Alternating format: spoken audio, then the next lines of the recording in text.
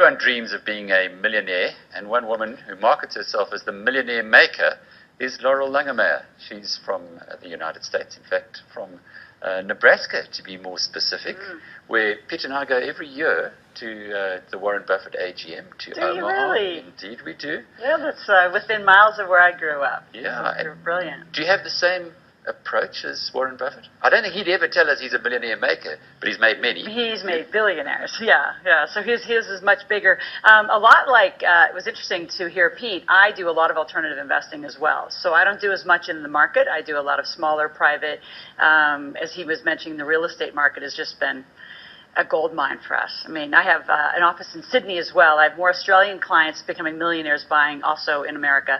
And not just the broken down houses. I mean, it's ridiculous. I mean, you can buy $40,000, $50,000 houses, cash flowing for $1,500. I mean, it's very, very good.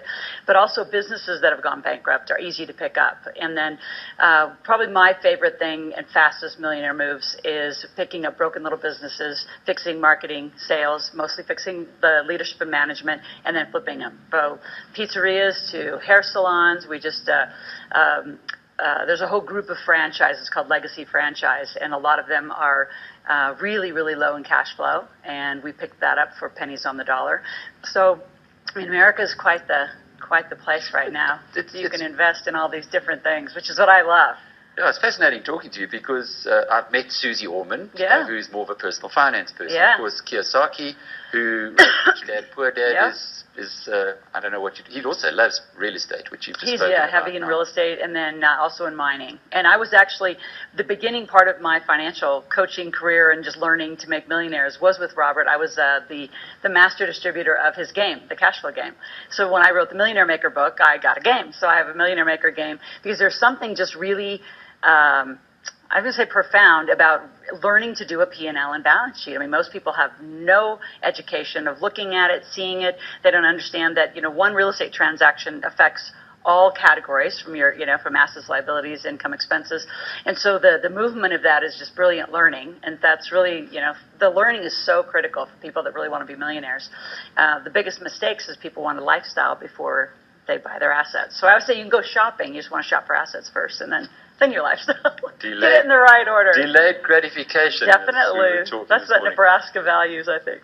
Indeed. Definitely. So how are you going to take someone who operates a camera by day into a millionaire in future? It's a great question. So the first thing is to become an entrepreneur. I did a show last night, and we had about 600 people. And the beginning education that I do is about creating more cash. Because with more cash and then better tax planning, you have the money to put towards the assets that I was speaking of. So someone that's doing, whether they're doing a camera crew, was interesting watching the wedding planners, because I've helped several, wedding planners and photographers. And so really expanding an offer. For, like I would just say, do videography on a lot of businesses. So they already have great camera skills. So they could go do videography on a lot of businesses. If you think about YouTube, it's owned by Google, #1 search criteria in the world. And most people, especially outside of America, are missing the video component of the search engine optimization and how to really get their website.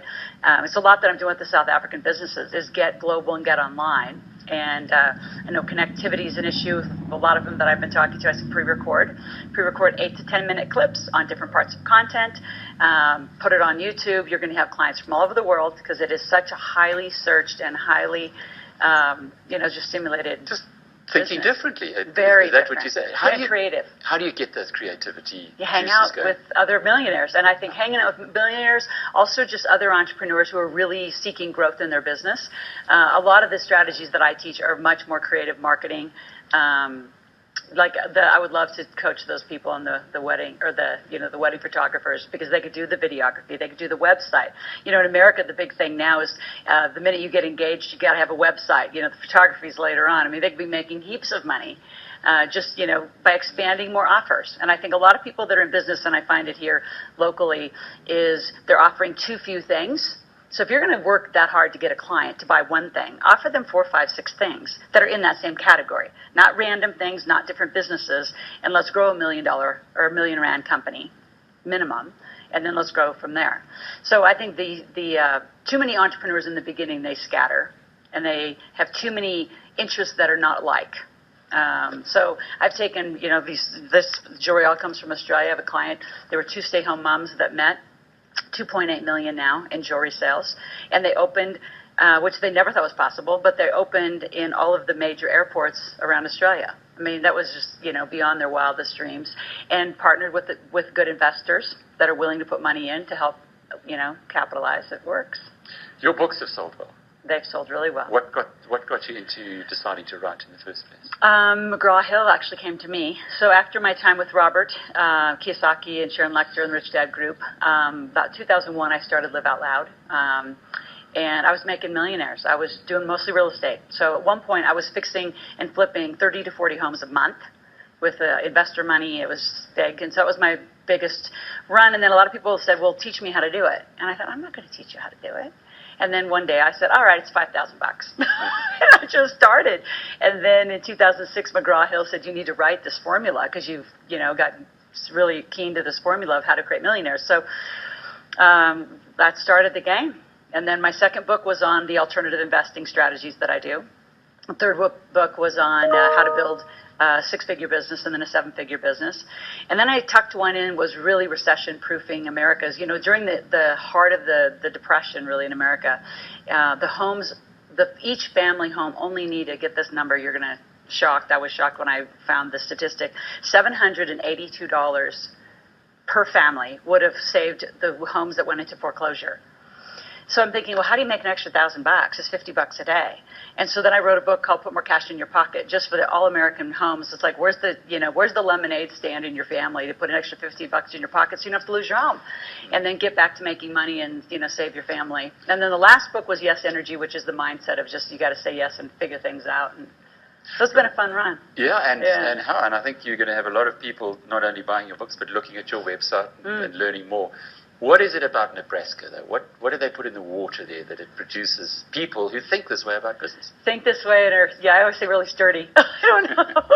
I think it's corn-fed. We always say we're the corn huskers. I played basketball at the university. My brothers played. So I don't know. It's the farm culture, the farm ethic. I don't know. It must be in our water. Values? A lot of values, a lot of family values. Yeah, we grew up in our big German family. There was hundreds and hundreds of us, so they're still there.